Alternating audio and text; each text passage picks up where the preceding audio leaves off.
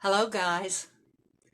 It's a wonderful, beautiful, fantastic Wednesday here in Nashville, and time for our second installment of our time together. And the good news is what it isn't. Oh, somebody's joined me already. Oh, three people. Hi, Lamar. I want to say welcome to my brothers and sisters, those I've met, those I've never met yet. And I just want to encourage you today, and I want to be encouraged, and I'm excited to share this time with you. Uh, the other day, I posted a video.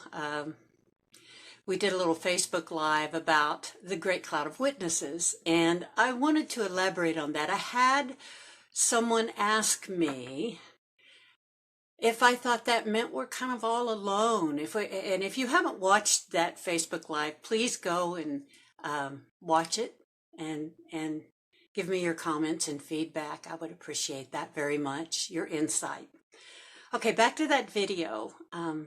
We talked about Hebrews 11 and Hebrews 12. And this inquiry said, but I feel so alone if my family isn't praying for me and watching me. But I submit to you that the good news is what it isn't. You see, if we know that the great cloud of witnesses are those whose lives have been an example to us, then the very idea that you know Jesus, that you believe, that's your parents, those people who influenced you, they're part of that cloud of witnesses because they witnessed to you about him. But even better than that, I tell you, I think it's even better, much better than that. The Lord himself is watching you. And the Lord himself is praying for you. And he's cheering you on. And his whole heart toward you is to say, walk, my child. Keep coming closer. Press in, come closer to me, come closer all the time. I'm praying for you to understand that's my heart toward you. So I just wanted to go back and revisit that because I believe that even better than what a lot of people may have a perception of that and they take comfort in that, how much more comforting is it to know that God himself is watching. Not only is he watching, he's walking it with us and he's praying for us and he's encouraging us. And I was thinking as I started to ponder what to talk about today and what to share, the fact that I am looking out today and in Nashville, it is absolutely an astoundingly gorgeous day. As a matter of fact, I thought about doing this outside, but we have lots of birds and who knows what presents they might leave me as I'm talking. But I thought, what a witness. God does not leave himself without a witness. We look around and we see new life every spring and how life is regenerated and growth, green, beautiful colors. And it got me thinking about this once again. I've talked about this before when I speak live. The fact that you and we tend God's reputation by being his brag book. We are part of God's brag book. And I don't know if you've ever considered yourself as such, but you are part of his brag book. And those who tend God's reputation, God promises to tend ours. In Psalms, he says, I am your defender. I am the lifter of your head. I will fight your battles. He says, when you've done all you can do, just stand and watch the hand of God fight for you. So he witnesses to us. We witness of him. He witnesses for us. He wars for us. He battles for us. He strengthens us. He is the universe's greatest giver. And everything that happens between us and him, we respond. He's the pursuer. And people say, well, I'm seeking God. Well, I think what you're seeking is a greater revelation of the pursuer who's already pursuing you. Because the Bible tells us we can't respond to God in our flesh. It's the Spirit that does the calling and the wooing. So with that, I wanted to talk a little bit about being God's brag book and what that means in a practical sense. We know that our lives are a ministry or a testimony to God and His mercy and His grace toward us. Hi, Betty. Hi, Nancy. Hi, Deanne. Hi, Susie. Okay. We know that if we have joined that great cloud of witnesses and our lives are also witnessing to someone else, then I want to talk a little bit about the fruit of that. What does that mean in a practical sense? We know we can have a list of rules and do's and don'ts and all of that, but all of those things are carried out in our daily actions. What does that look like? If we understand that we are a witness and tending God's reputation over our own, then there are some things I think that will become evident in our lives. And the Lord said, you will know them by the fruit, by the love that they have. So the first thing I believe, the first evidence that we are indeed walking with the Lord is that we will be teachable and leadable. Now, I know that the more I study, the less I know. And I guess that's just how it is because if you'll forgive me, the Lord is like an onion. The farther you unpeel, the more there is to find. And how can we ever come to the end of the revelation of who God is? And when we think we have, we're further from arriving than we were when we started. So the first thing is we have to remain teachable and leadable. And I know a lot of people say, well, me and Jesus, we got our own thing going. Great. But all the rest of the people in the body have something going on with him too. And as I said before, the more we join together, come let us reason together, and forsake not the assembling. Two are assembled in his name, he is present. So we will be teachable and leadable. And when someone shares something that we don't quite see it that way, I believe that the Lord would have us say, I will consider that. He will have us say that before we say, I don't think so. Because that's what he does with us, isn't it? We come to him with our ideas and he says, well, okay, all right, but I want you to consider this. How reasonable he is with us. And if anybody ever had a reason not to be reasonable with us, it's the Lord, right? So the first thing, teachable and leadable. We're gleaning for gold. We are looking for gold. We're looking for the treasures of God in the revelation of his heart through Jesus Christ. That's what we want. This is not a matter of who knows more or who knows less. A dear friend of mine, Ed Miller, who has been a wonderful mentor to me, he told me years ago, we walk according to the light that God himself gives us. And that means that my light might be different from yours. But there is only one source of light. And so we trust God that he's leading us all to the same conclusion at his appointed time. So, teachable and leadable. The second thing I think is we have a tendency to bury our testimonies because we're not that person anymore.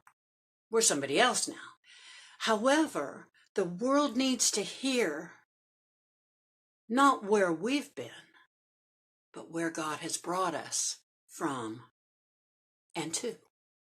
And that requires sharing your testimony. Now, I've heard people, just like you have, that glory in, woo, they were wild. We were all a little wild, weren't we? We were all unregenerated. And so we want to be careful. We want to wait for that leading and that teaching from God to tell us when to talk about where we've been and how he brought us from there and how he renewed our minds about where we've been and where we are. Okay, so that's the second thing. We won't be ashamed, neither of him or of the work he's done. We glory in the work that he's done. We'll keep short lists. Number 3, short lists. Forgive. Move on. You're forgiven. Life is too short to waste time on that stuff. And Dan Scott from Christchurch years ago, he said, it's interesting. The older we get, the more we look like our destination, the closer we get to it. I think that's true. If you see old saints of God, my goodness, they just look gorgeous. They look gorgeous. There's a contentment and a peace and an expectation about their destination and an excitement about their walk. It's not always easy, but you can sense that in a person that knows the Lord. Okay? And you can sense that in a person that doesn't. So, the third thing, keep those short lists. And you'll be led by God. I am assured of this because you'll seek him for his leading. He says, come, inquire of me. Ask of me what you need. Let me provide. Let me provide even the things that you don't know you need. How good that is. So, you'll be led because you're leadable. You'll hear because you're listening. See, people who hear God, they're listening for God. They're not too busy talking. They're listening. They're considering, they're pondering, and they're welcoming him to correct them, to lead them, to speak to them, so that they can receive more light. This is how we tend the reputation of God. You will care less about the opinions of people and more about God's opinion the more you understand this. You can't please the people. And in this day of high offense, oh my goodness, you can say this is a stick and somebody will say, no, it's not, and show them a picture of a stick. It's a contentious age we live in. But are we surprised? The Lord said we would. There would come a time when people don't want to hear the truth. We're looking for truth seekers, right? And the Lord already knows who they are. So let's not get offended if somebody says, oh, I don't agree with that, or I don't think you're right, or I even think you're stupid. I probably am most of the time. But every now and then, I get a glimpse, and yeah. And it's worth the walk. It's worth the inquiry. It's worth seeking for those moments of wisdom and truth. Seek those. People who tend the reputation of God, they care about these things, okay? You are the proof of his promises. You are the proof of God's word, of his promise to someone else that he will sustain them, that he will provide for them, that he will walk with them, that they can trust him. You're the proof. Never forget that your reputation, what does that mean in the pride of men compared to the privilege of being God's brag book? What price would you pay to be God's bride book? You didn't have to. He already did. Years ago, I came to an understanding, in the scripture it says, when my name is written in the Lamb's book of life, the witness. I'm telling you, I think it's better than that. I think my name is written in the book of the Lamb's life. My name is written in his book because I live an exchanged life now. His life for mine, right? So remember, the Lord's name is written in the book of your life, and your name is written in his book. Tend his reputation. He will tend yours. I promise you. You will not have to fight your own battles. You stand clothed in Jesus Christ, and he will fight and defend you. You will have no need to do that for yourself. Just give him room, give him time, and give him sovereignty. This, I think, is good news, really good news. I'm so glad that you guys have joined. Hi, Derek. Hi, Betty. And I just want to encourage you. Remember, you're God's brag book. You tend his reputation. He'll take care of everything else. He will take care of everything else. Okay, enjoy this absolutely incredible Wednesday. And I love you so much. Thank you for tuning in. Leave me your comments and any questions. And